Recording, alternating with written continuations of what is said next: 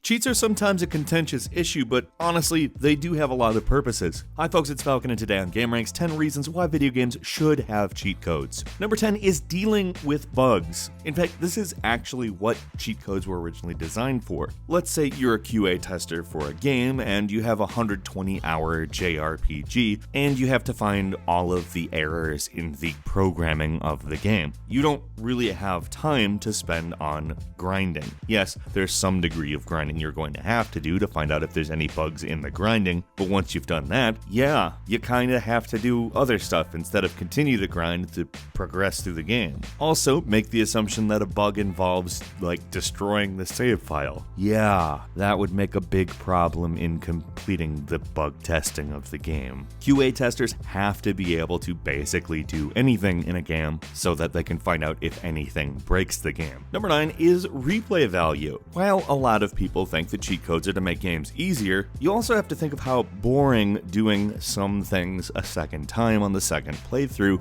can make it. Instead of having to do that, you can skip the less interesting parts and move on to the things that you enjoy, thus incentivizing you to play the game more. Now, that's not to say everybody in the world doesn't want to do the grindy stuff the second time around, or the third, or the fourth. There's people who really like the grinding elements of video games, but there are also those of us who have limited time. For instance, not only do I have to play new games on a regular basis, I also have to do a lot of reading about upcoming games and finding out everything I can. This often involves a lot of work and kind of limits my schedule on replays. And I replay games from the 1990s a pretty fair amount, and I am not going to say that I keep those experiences pure because I do not have time to keep the experiences pure, but it keeps me coming back to these games because when I don't have the time to do the full experience, I can still experience the essence of it, and that is the definition, in my opinion, of a busy person's replay. Number 8 is marketing. Believe it or not, cheat codes get people talking a lot, especially if they're not explicitly out there. If perhaps cheat codes are kept a secret for a period of time and someone finds one, then it's a rumor, and then people start to prove it, and they make videos about proving the existence of the cheat code. Or if they figure it out and it's a funny cheat code, for instance, they might make Let's Play videos that are ridiculous, and they show people enjoying the game in various different ways. That markets the game because that's what you want from a game, to like it. And at number 7, it's just a great way for developers to hide secrets. Like, we don't see this as much as we did back in the 90s and early 2000s thanks to the special editions and unlock-oriented stuff. You know, like, you reach a certain plateau in the game and you get galleries and some various things. But what's cool is when cheats sometimes manage to let you get something that got cut from the game or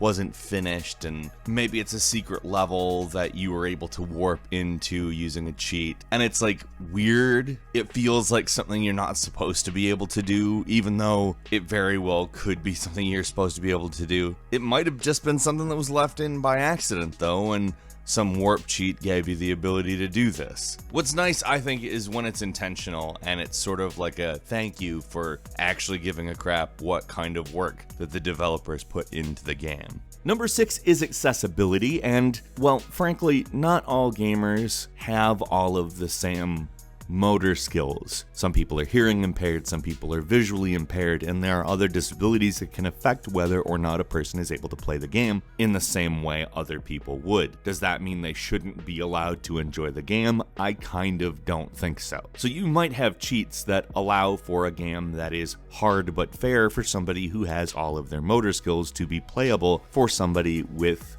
a disability that even might be specific to the cheat code that's being used. Now, of course, people use these types of cheat codes to play the games in an easier fashion, but who cares? Like, it doesn't affect how I play a game, so I would rather more people be able to play a game, personally. Number 5, gaming magazines are often looking for exclusives, and sometimes cheat codes are, frankly, that. A cheat code might be revealed through a magazine or even a strategy guide that is made by a certain publisher, and it incentivizes the actual people making the magazine or strategy guide to cover the game, to focus on the game, to give the game attention, which then ultimately lends it credibility as something that is worth the player's time. Number 4, there's cheats that are literally there for like cosmetic fun. Like you can have big head mode or paintball mode, and These things don't change the game in any real fundamental way, although you could argue that big head mode makes the targeting different, but in some games it doesn't make the targeting different because the hitboxes don't change, but that's actually a pretty different discussion. If you've ever seen a game with like disco levels mode, you know exactly what I'm talking about. It doesn't make the game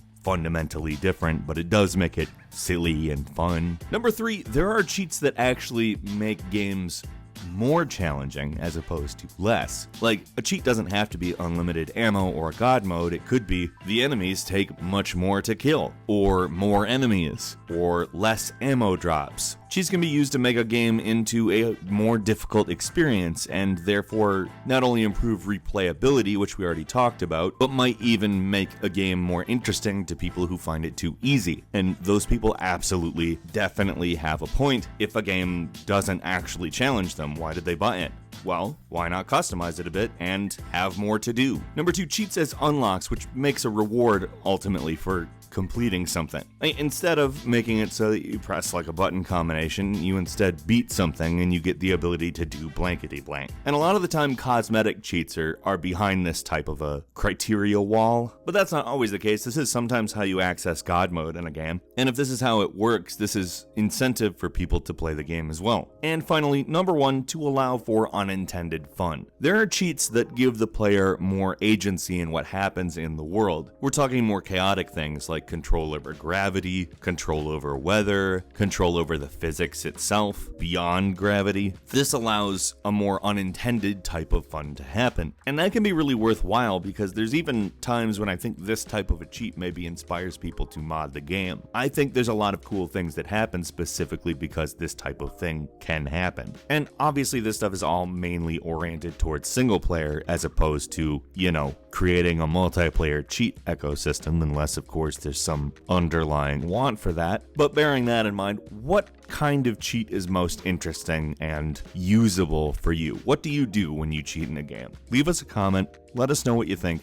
And if you like this video, click like. If you're not subscribed and want to see our brand new videos, which we upload every day of the week, click the subscribe button and don't forget to click the notification bell. As always, thank you very much for watching this video. I'm Falcon. You can follow me on Twitter @FalconTheHero.